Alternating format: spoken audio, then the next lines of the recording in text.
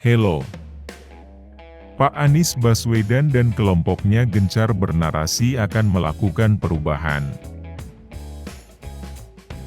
Sampai-sampai, koalisi mereka dinamakan Koalisi Perubahan. Nah, soal provokasi akan melakukan perubahan ini, Pak Luhut Panjaitan sampai bersuara. Dia bilang seperti ini, tidak ada pencapaian suatu negara jadi negara maju hanya satu periode presiden. Ini harus berlanjut. Kalau setiap calon presiden mengatakan, "Oh, saya melakukan perubahan," memang apa yang mau diubah? Itu kata-kata Pak Luhut. Tonan suka sekali sama gaya Pak Luhut yang, kalau bicara, suka berterus terang apa adanya. Dia sama sekali gak suka bicara secara politis dan diplomatis.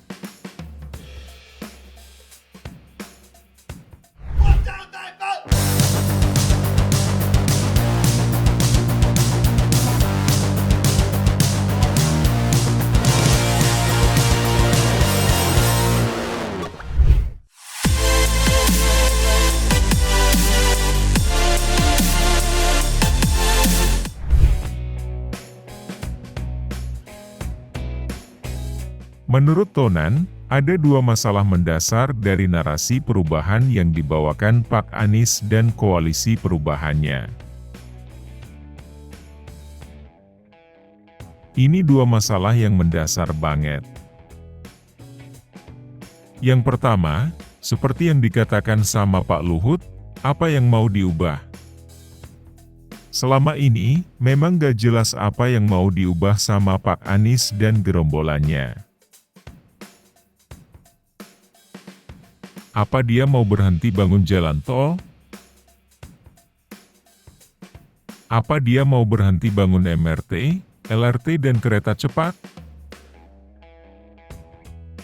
Apa dia mau balikin kekayaan alam kita dieksploitasi sama negara-negara lain?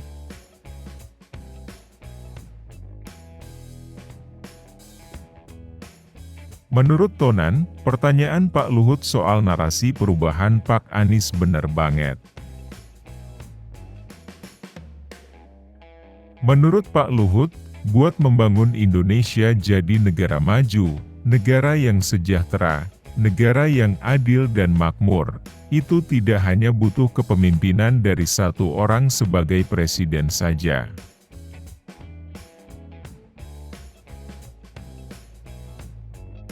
Jadi negara maju harus dicapai dalam beberapa periode presiden. Mereka harus melakukan langkah yang berkesinambungan dengan kepemimpinan sebelumnya.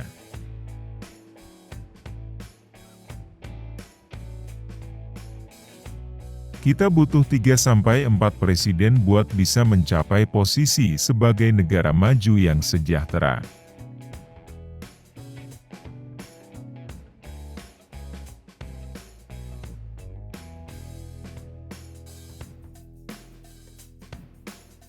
Menurut Pak Luhut, kita perlu berkaca sama apa yang dilakukan dan dicapai sama Cina.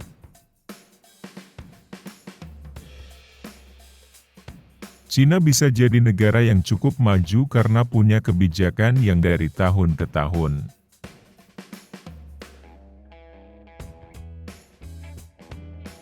Buat bisa sampai ke posisi sekarang ini, mereka butuh waktu 40-50 tahun.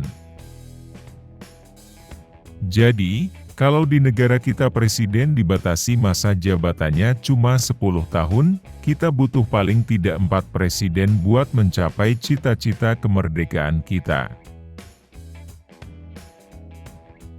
Makanya, kalau menurut Tonan, tidak boleh ada tempat buat narasi perubahan.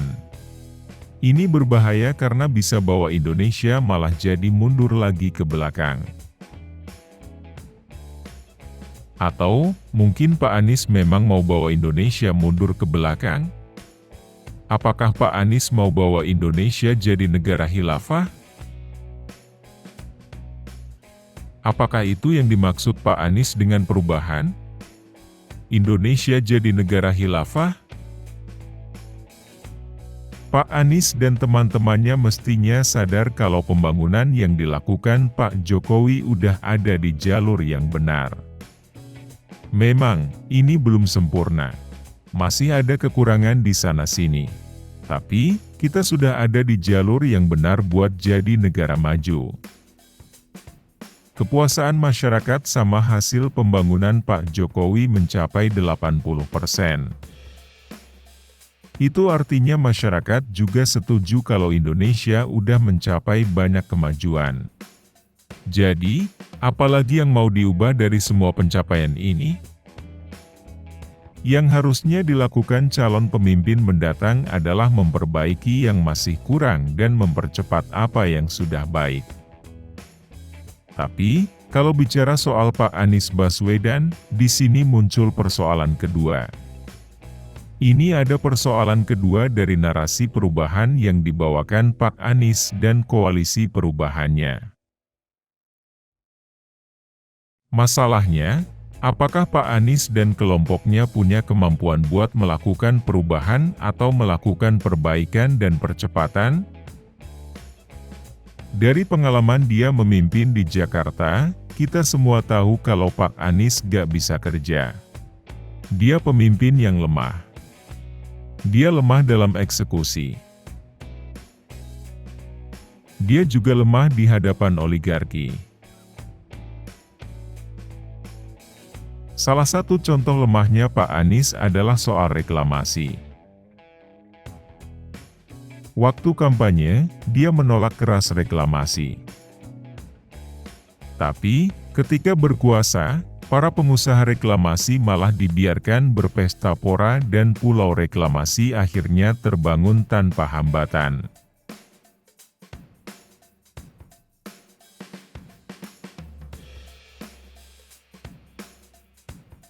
Jadi, memang ada dua persoalan dari narasi perubahan yang dibawakan Pak Anies dan koalisi perubahannya. Satu, gak jelas apa yang mau diubah. Kedua, Pak Anies gak punya kemampuan di lapangan buat melakukan perubahan. Oke, itu saja yang mau Tonan bahas kali ini. Buat Pak Luhut, Tonan salut sama keterus-terangan Bapak.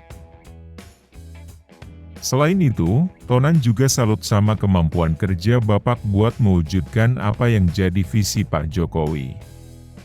Salam NKRI. Majulah Indonesiaku. Bye.